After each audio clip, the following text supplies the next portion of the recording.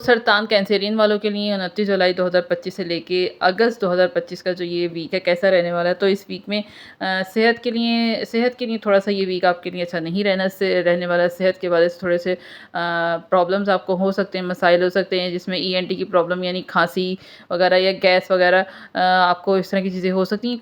तो कोशिश कीजिएगा कॉफ़ी, चाय, गरम चीज़ों से, ऑयली चीज़ों से, तेल वाली चीज़ों को जो है छोड़ना होगा आपको, वरना प्रॉब्लम आपको ज़्यादा होगी। खाने-पीने का जो है आपको थोड़ा-सा ख़्याल रखना होगा इस वीक में।